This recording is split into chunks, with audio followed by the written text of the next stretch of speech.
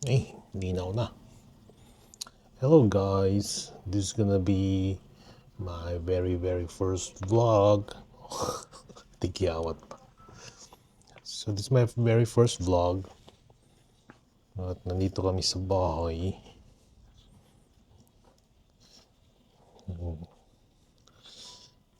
So ito po ang aming bahay.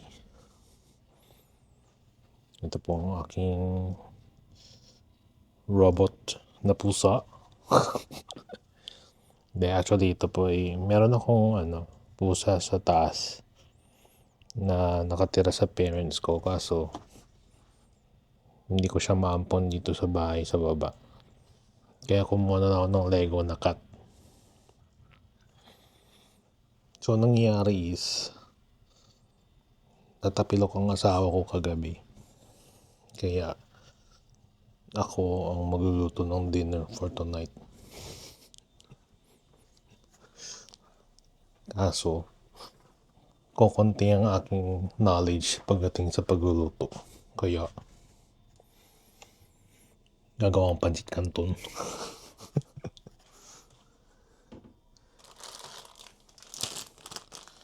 Meron akong calamansi, chili mansi.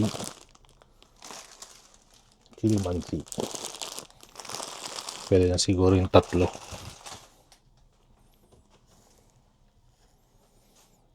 Kaya samahan nyo ako magluto. Kakahugas ko lang ng pinggan kaya akala nyo malinis. Malinis naman yung kusina. Ang liwanag.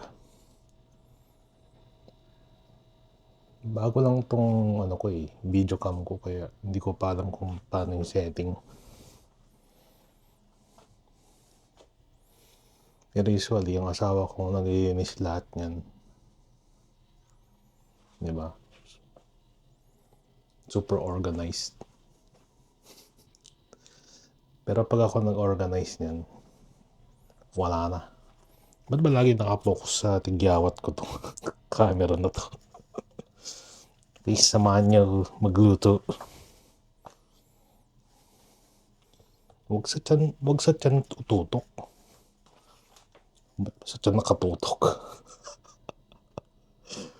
Yun. Yan. Nakatutok po sa mukha ko.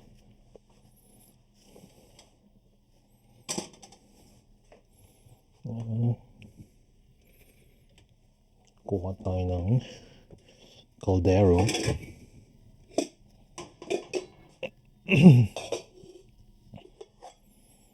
Ay, maliit pala ito.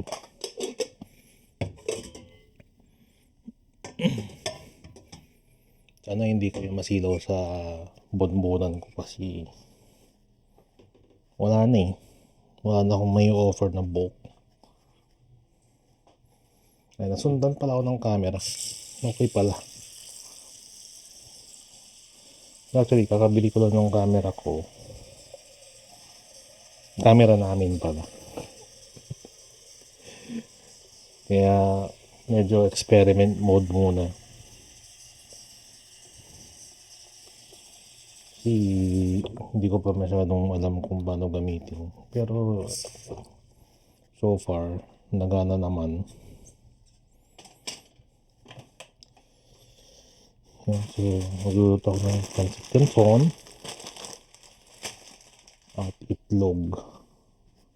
Nilagang itlog.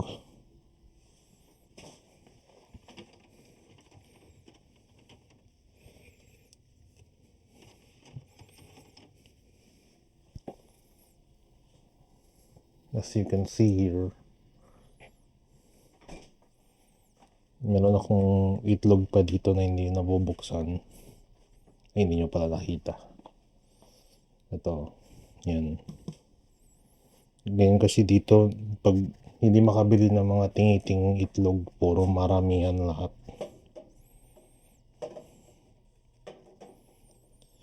Ba't ba wala akong ilaw dito? Yan.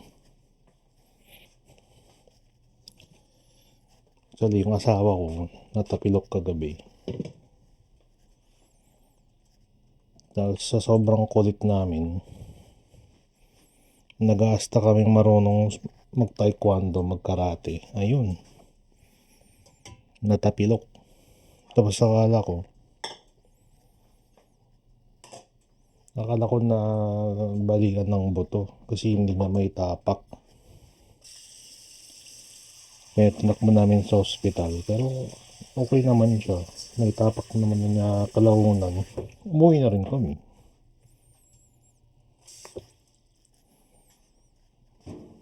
Nalaga tayo ng itlog. My favorite food, by the way.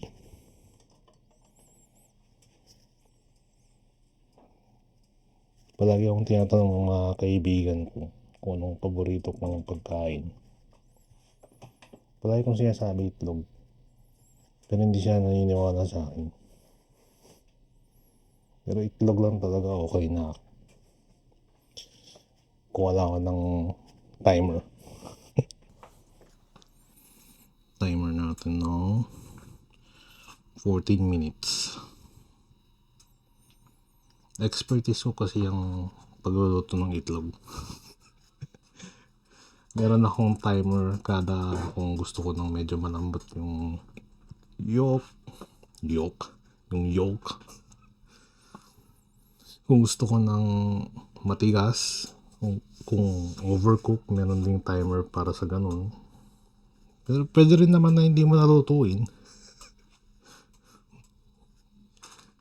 Pero pagka kainin mo ng hilaw kung gusto mo.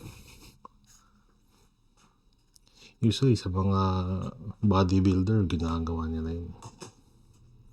Pero never pa naman ako nakatry ng raw egg yolk.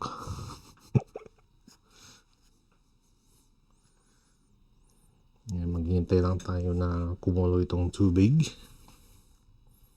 nung makapagluto na. Gusto nyo ba makita asawa ko? Asawa ko na injured. Siguro first time niya ako naririnig na nagsasalita mag-isa. Pero andito lang siya. Nagbi-binge po siya ng K-drama. Kaya na pa po siyang hapon dyan.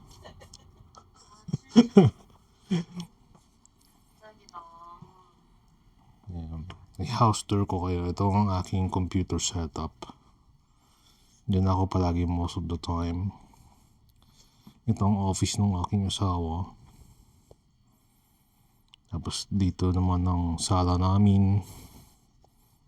Pero madalang kami dyan kasi palagi kami nasa kwarto. Ito yung dining table na hindi mukhang dining table. Daming abubot. And then dito ang kusina. Sobrang liwanag.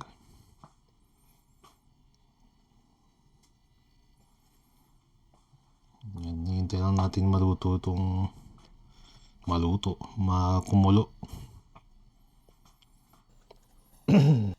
Originally po, taga Pangasinan po. Kami ng family ko. Galing po kami ng Pilipinas. Pero nag-move kami dito last 2017. Kasama kong magulang ko at kapatid ko. So halos mga 9 years na kami dito sa US. Pero nakakamiss talaga ang Pilipinas, lalo na sa bahay, lalo na sa Pangasinan. Kasi syempre, nakakamiss magsalita ng Pangasinan, mga kakilala mo, mga kaibigan mo. Dito, puro trabaho. Tsaka pag day off, hindi ka naman makapaggala. Minsan ka lang makagala kasi imbis na gumala ka, magpapahinga ka na lang. Kasi matutulog ka sa pagod ka eh. Pagod ka. Wala, iyugip mo Ngayon, sa Pangasinan kasi yun, iyugip mo lang. Tulog mo na lang. Kaya ganun. Pero dito pala sa US, taga Illinois ako, malapit sa Chicago. Maraming nako-confuse na tao, laging nila sinasabi na Chicago yung place. Pero ang Chicago is inside nasa Illinois siya. So, hindi siya state. Isa siyang lugar sa Illinois. So, pag sinabi mong Chicago, nasa Illinois siya. Hindi siya yung parang yun yung mismong name ng state. Correct me if I'm wrong. So, nandito kami sa Illinois. Magna 9 years na kami dito. Magna 10 years. And ganun pa rin. Ganun pa rin. Ganun pa rin. Wala pa rin asenso. Charis. Ganun lang. Puro trabaho. Ano ba ang liwanag ng likod ko? Pero so far naman, masaya naman. Kasama ko naman ng pamilya ko, lalo na asawa ko. So, kita-kits mamaya pag tapos na yung niluluto ko. Kasi matagal kumulo eh. Okay, diyan muna kayo. So guys, maluluto na yung aking pancit canton. Yan. Tunog na. Hindi, joke lang. Hindi, kanina pa kumukulo. Pero, hindi ko ba ginagalaw yung ano, sumusunod naman. So, luto na yung pancit canton. Yan, hindi makita.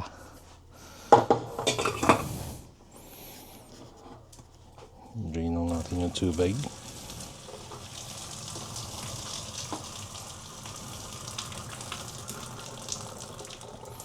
Sabi ng asawa ko, ang masarap na pancit canton, hindi raw dinidrain ng maigi ang tubig.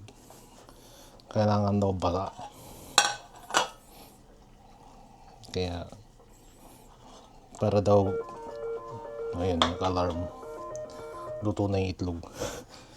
Para daw glistening ang pancit canton. Hindi, sinunod ko na lang. Gusto na yun. Luto na rin ng itlog.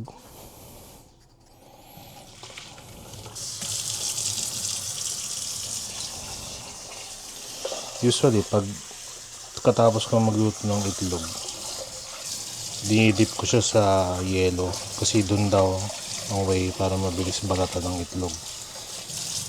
Pero yun nga lang, malambot na yung yelo. Yung yelo namin dito, Pangasinan. Tamay yun. Di takyan. Wala kaming ice maker sa fridge. Kasi usually pag maganda yung ref mo dito, usually meron na siyang ice maker na kasama, pero yung ref namin wala. Water maker siya, mayroong baha sa loob. Actually, binaba yung ref namin, nireklamo na namin, hindi inaayos. Usually dinidip ko sa yelo yung itlog para mabilis siya balatan. So yun, ito yung pancit canton na hindi makita kasi di ko alam ano yung setting ng camera. Haluin ko lang. Alam niyo yung pinagsasabi ko, para lang meron akong masabi kasi unang content ko to eh.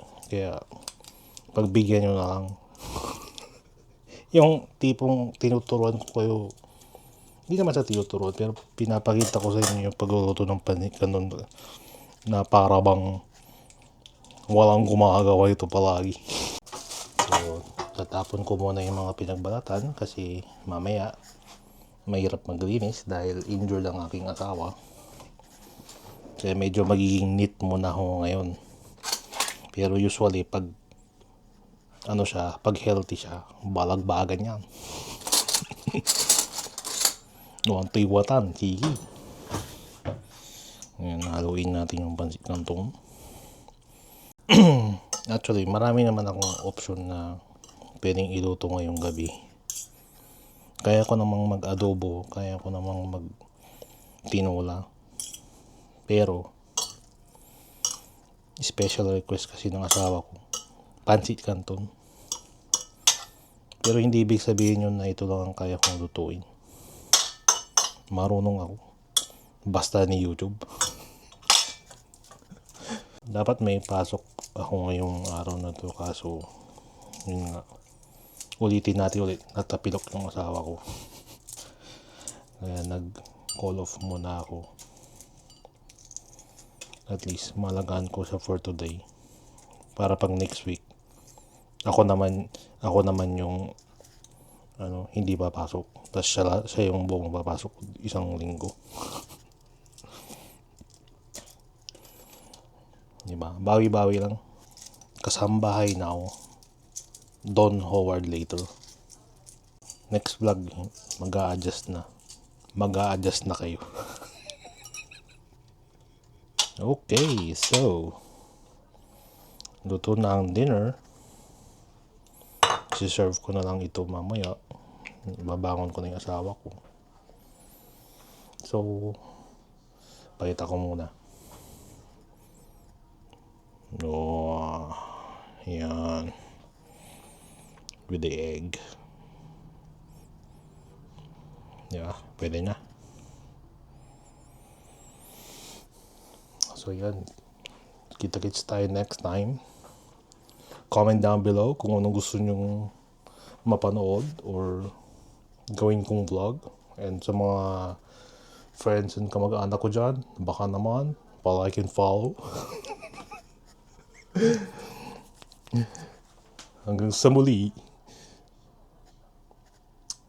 Bye.